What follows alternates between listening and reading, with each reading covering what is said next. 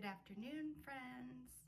So you have 2 more days this week of school, Thursday and Friday, and we're going to be reading 2 books by the author Aaron Reynolds. The first one today is called Chicks and Salsa.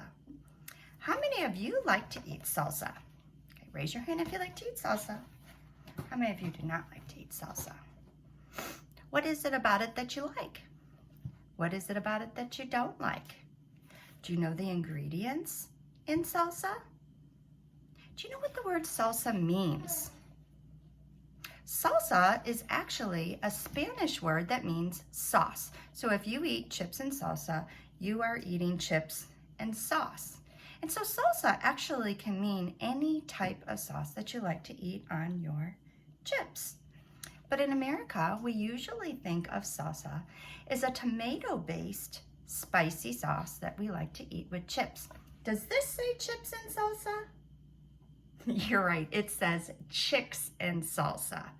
So we've been reading books all this week on different farm animals, mostly chickens. And I hope that you've been really enjoying them. I want you to listen carefully to the sequence of this fantasy story. So I want you to watch for how it's a fantasy and think about the traits of a fantasy. But I also want you to think about how the beginning connects to the middle and then connects to the end. Tomorrow, we're going to be reading another book by Aaron Reynolds. And we're going to be comparing and contrasting how they are alike and how they are different. I really think you'll enjoy both because they're super funny too. Here we go. Chicks and Salsa by Aaron Reynolds.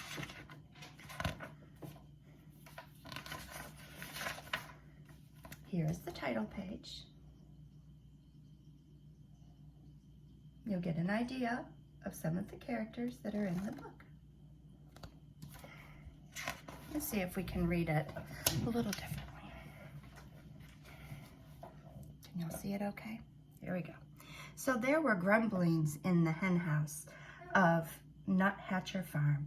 The chickens were tired of chicken feed. The rooster took it upon himself to solve the problem. So every good book has to have a problem and a solution. And that means something interesting or exciting or challenging has to happen. Otherwise, we would just be reading about a boring day. Oopsies. Here we go. Mrs. Nuthatcher, the farmer's wife, had started watching cooking shows in the afternoons. The rooster was perched on a fence post outside the farmhouse window when he discovered the solution to his problem. Eating too much chicken feed. Do you know what chicken feed is? What do chickens eat? Here we go. Led by the rooster, the chickens crept into the garden where they took tomatoes and they uprooted onions. We're finding out some of those salsa ingredients, right?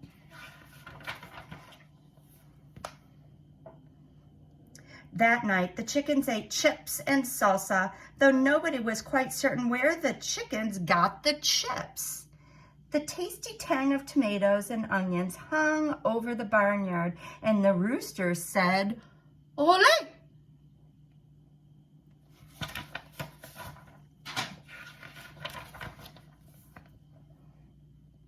Very soon, there were mumblings at the duck pond of Nuthatcher Farm. Inspired by the chickens, the ducks decided that they were tired of fish.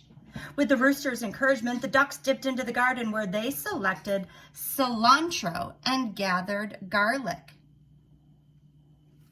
Do you know what cilantro and garlic are? They are 2 vegetables. Cilantro is a leaf and garlic is actually a root, and they both have a very unique flavor of their own. That night, the ducks ate guacamole, though nobody was quite certain where the ducks got the avocados. The spicy scent of garlic and cilantro hung over the barnyard, and the ducks said, "Ole!"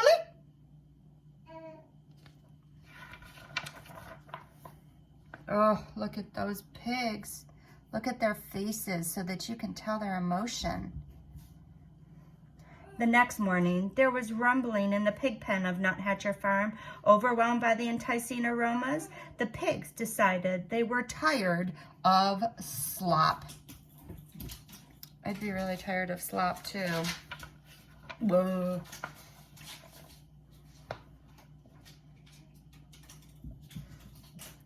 While the rooster distracted Farmer Nuthatcher, the pigs plodded into the garden where they borrowed beans and they chopped chilies.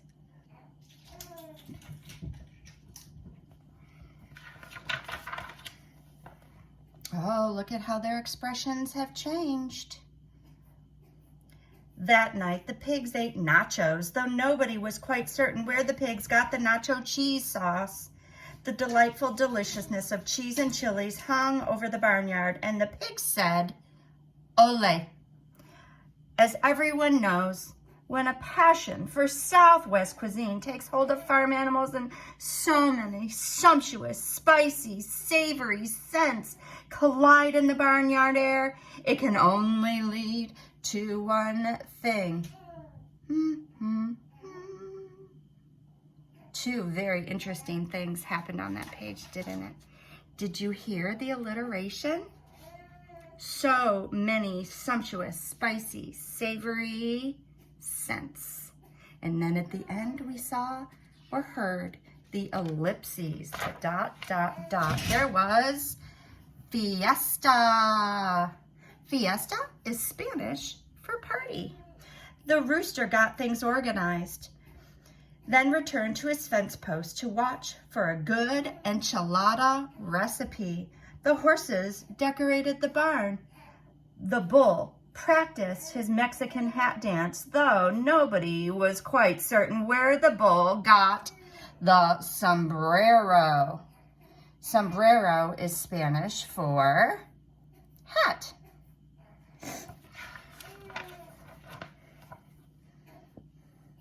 And the chickens, ducks, and pigs snuck into the garden, but all of their spicy Southwestern supplies were gone. The scallions had been stolen, the peppers had been pickled, and the limes had been lifted. That page, those 2 pages, are full of alliteration or sounds at the beginning that are the same. Spicy Southwestern supplies, scallions had been stolen, peppers had been pilfered, limes had been lifted. It feels good on your tongue when you alliterate. By the way, scallions are a type of onion, if you weren't sure. But there were slurpings in the kitchen of Nuthatcher Farm. Stirred by the succulent smells in the barnyard, Mrs. Nuthatcher had decided to make tamales for the county fair. A saucy sweetness hung over the farmhouse kitchen, and Miss Nuthatcher said, "Ole!" Are you noticing how the problem at the beginning, being eating chicken feed, led to the ducks not being happy with their food, which led to the, pigs not being happy with their food, and then see, one event connects to the other, and that creates our sequence, our beginning, our middle, and our end. Disappointed, the animals canceled the fiesta. Think about how you would feel if a party was canceled that you were really looking forward to. So that evening, the chickens ate their chicken feed. The ducks ate their fish, and the pigs ate their slop.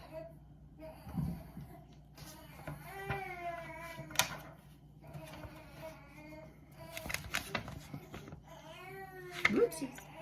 But while the nuthatchers were at the fair, the rooster crept into the kitchen and borrowed a French cookbook. Well, that's a little unexpected after we've been talking in a little Spanish. The next morning, the rooster ate crepes with white grapes in a champagne sauce, though nobody was quite certain where the rooster learned how to read. Very peculiar. A satisfied smile stretched over the rooster's beak, and the rooster said, "Ooh la la."